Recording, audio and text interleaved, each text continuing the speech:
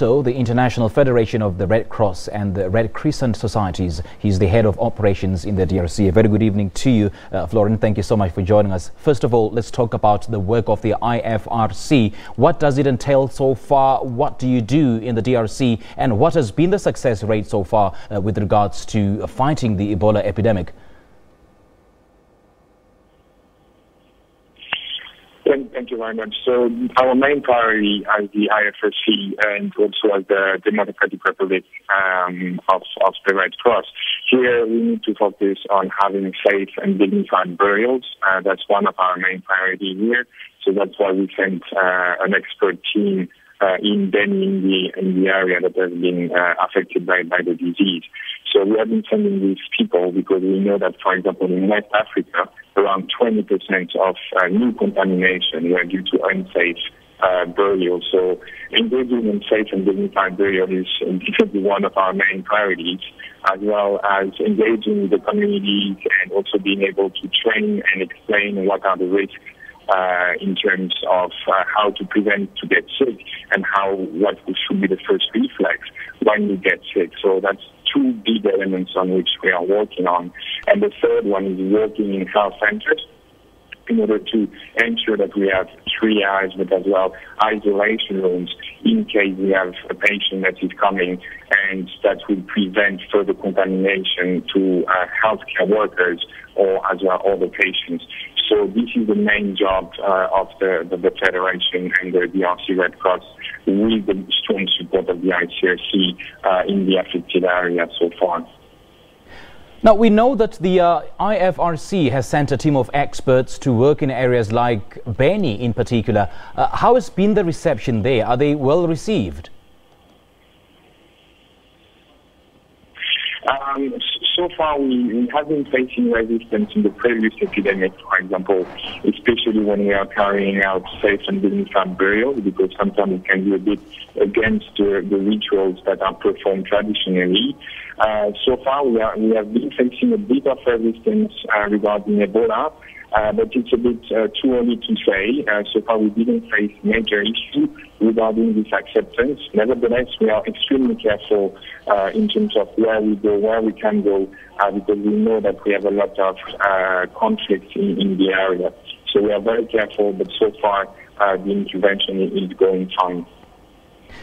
Now, Laurent, let's talk about the red zones. I mean, aid workers, we do understand that find it very difficult to navigate their way around over the 100 armed groups in North Kivu. I mean, volatility is at its peak, and shouldn't you rather be focusing on such areas, the red zones, particularly in North Kivu?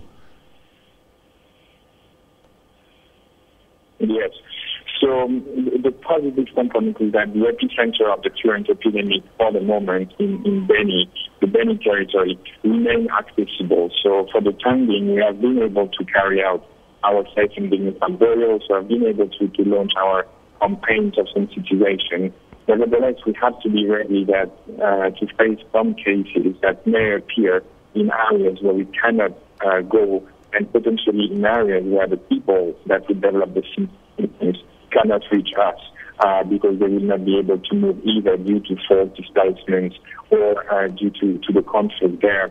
So definitely something that is worrying because in some areas it's quite clear that it will be almost impossible to intervene. So if some cases are spreading in these areas, it's going to be extremely complicated for all the actors here to be able to reach those patients. And I want to talk to you about the level of satisfaction that you have about the government having set aside funds for fighting this particular epidemic. And we do understand that President Joseph Kabila has arranged $4 million towards this cause, and the United States set aside $7 million towards the WHO's call for assistance. But then the WHO and the international community in general, particularly yourselves, have been heavily criticized for having not acted swiftly in the 2014-2016 outbreak. Are you happy with what has been done so far with regards to government intervention?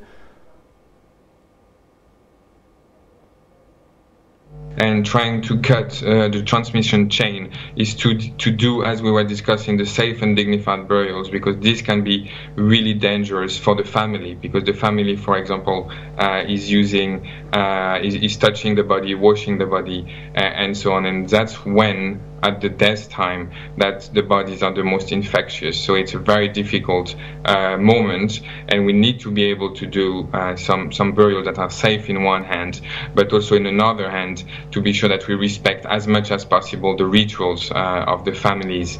And of course this requires a lot of acceptance, but also a lot of discussion with the communities, with the families, because it's a very, very difficult time.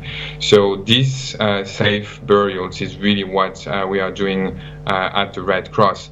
Engaging with communities to also track rumors. It's also something that we need to do because sometimes we could observe that in some specific areas people don't really believe in Ebola. People think that Ebola is something else. It's not a real disease. It's some witchcraft and so on. So we need to be able to track these rumors and able to explain also to the people what it is, and it's the best way to prevent themselves to get that.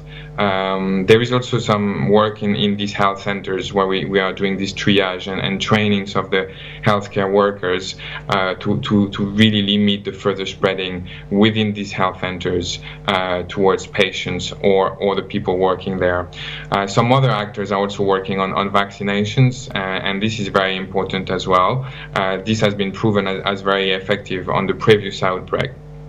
So this is something that is definitely an important component as well, like contact tracing, or also to really be able to know when people have been affected, who did they talk to, who could they have contaminated in their relationships, and to monitor if these people are developing symptoms. So this is also some key measures that the partners and actors are doing here. Perhaps one of the best mechanisms deployed so far is, the proper burial systems that prevent the virus from spreading. Are you happy with this kind of method, or how else should this virus be contained?